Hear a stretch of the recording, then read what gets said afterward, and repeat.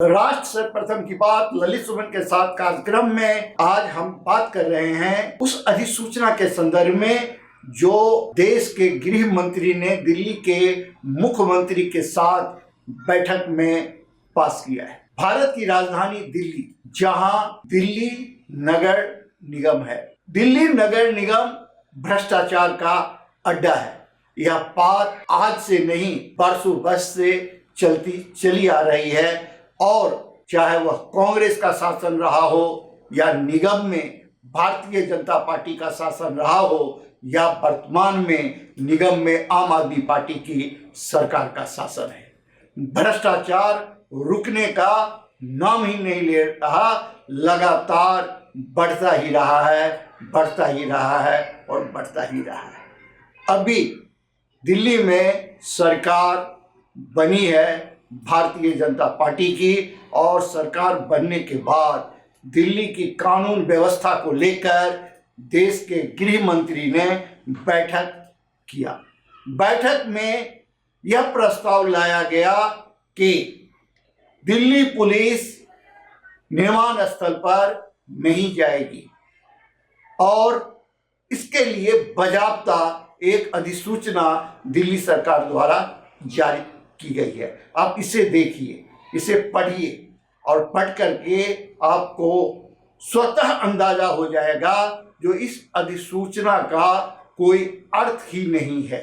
क्योंकि यह सारी की सारी बात पहले से ही दिल्ली नगर निगम पर और दिल्ली पुलिस पर लागू होती रही है। सवाल यह उठता है भ्रष्टाचार का, दिल्ली पुलिस को निर्माण स्थल पर जाने से रोकने की बात को लेकर। दिल्ली पुलिस किसी भी निर्माण स्थल पर नहीं जाती है। जब दिल्ली पुलिस के पास दिल्ली नगर निगम द्वारा भेजा जाता है जो कि यह बिल्डिंग अवैध रूप से बन रहा है, इसे वर्क स्टॉप जारी किया गया है, तब दिल्ली पुलिस का रोल होता है। या कानून और व्यवस्था की स्थिति जब उत्पन्न होती है तभी दिल्ली पुलिस निर्माण स्थल पर जाती है। यह एक सिर्फ और सिर्फ दिल्ली पुलिस के ऊपर प्रश्नवाचक चिन्ह लगाया गया है और उसे भ्रष्टाचारी बताने का प्रयास किया गया है इस अधिसूचना के माध्यम से। ऐसा नहीं होना चाहिए, क्योंकि दिल्ली पुलिस लगातार दिल्ली के कानून और व्यवस्था को सुदृढ़ करने की दिशा में 24 घंटे काम करती है। दिल्ली नगर निगम में अगर भ्रष्टाचार है और अवैध रूप से लगातार निर्माण के कार्य हो रहे हैं तो इसके लिए जिम्मेवार हैं दिल्ली नगर निगम के निगम पार्षद और वहां बनी हुई वार्ड समिति, निगम में बना अस्थायी समिति और वहां सत्तारूढ़ दल और विपक्षी दल के नेता, निगम में पदस्थापित वरिष्ठ अधिकारी या वार्ड लेवल पर निगम में पदस्थापित जूनियर इंजीनियर और एई और जोन स्तर पर एग्जीक्यूटिव इंजीनियर भवन, और इन सब के ऊपर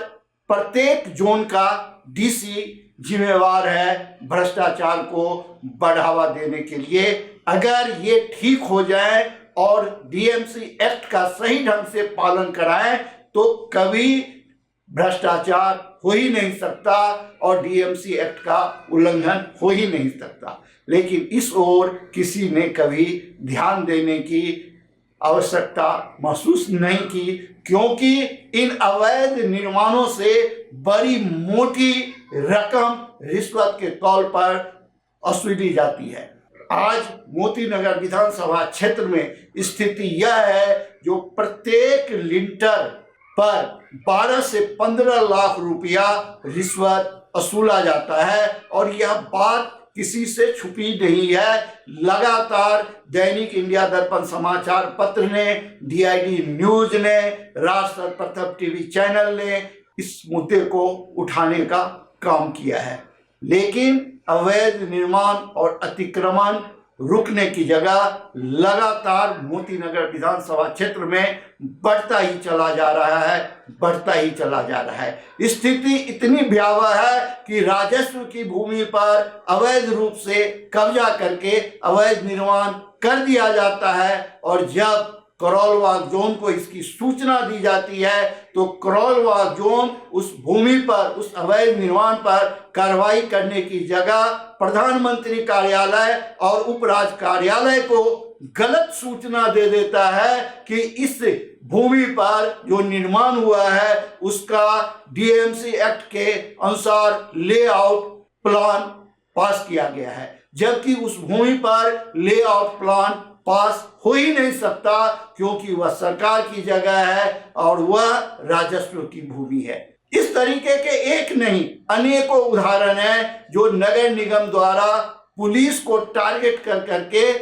कागज में, फाइल में यह दिखाया गया है कि पुलिस को उन्होंने वर्क स्टॉप के लिए लेटर भेज दिया है, उन्होंने अवैध निर्माण के बारे में पुलिस को सूचित कर दिया है, और पुलिस कर्मी नहीं मिलने के कारण वे आगे की कार्रवाई अवैध निर्माण पर नहीं कर पाए। यह सिर्फ और सिर्फ फाइलों में खाना पूर्ति के लिए निगम के कार्यालय में दर्ज है, और जेई एई बिल्डर माफियाओं से मिलकर मोटी उगाही करने का काम करते रहे हैं। जिस प्रकार से गृह मंत्री और दिल्ली के मुख्यमंत्री ने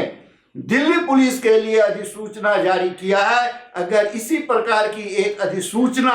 नगर निगम के लिए लाया जाए कि जिस वार्ड में, जिस जेई और एई के कार्यकाल में अवैध निर्माण होते हुए डीएमसी एक्ट के खिलाफ निर्माण होते हुए पाया जाएगा, उस जेई और एई के खिलाफ भ्रष्टाचार निरोधक कानून के तहत प्राथमिकी दर्ज होगी और ईई भवन और उस जोन के डीसी के ऊपर भी प्रशासनिक कार्रवाई की जाएगी अगर यह सिर्फ और सिर्फ यह अधिसूचना दिल्ली की नवनियुक्त सरकार, रेखा गुप्ता की सरकार और दिल्ली के गृह मंत्री लेके आ जाते हैं तो दिल्ली में अवैध निर्माण और अतिक्रमण के मुद्दे पर राम राज आ जाएगा। आपको मैं बताऊं जो किस प्रकार से मोतीनगर विधानसभा क्षेत्र के रामा रोड में, कीर्तिनगर इंडस्ट्रियल क्षेत्र में बड़े बड़े इंडस्ट्रियल प्लॉटों को छोटे छोटे टुकड़े में काट करके उस पर बगैर लेआउट प्लान के लगातार बरसों बरस से अवैध कमर्शियल निर्माण हो रहे हैं और वहां इतनी मोटी रिश्वत का खेल हो रहा है और लगातार इस बात की जानकारी नीचे से लेके ऊपर तक कमिश्नर तक को लगातार भेजा जाता रहा, लेकिन कार्रवाई के नाम पर सिर्फ और सिर्फ उगाही और खाना पूर्ति का खेल होता रहा है। आप अन्य खबरों के लिए बने रहें नेशनल टीवी चैनल सर्वधर्म संगम पर। हम आपसे आज यहीं विदा लेते हैं। राष्ट्र सर्वप्रथम, वंदे मातरम, जाग उठा है भारत।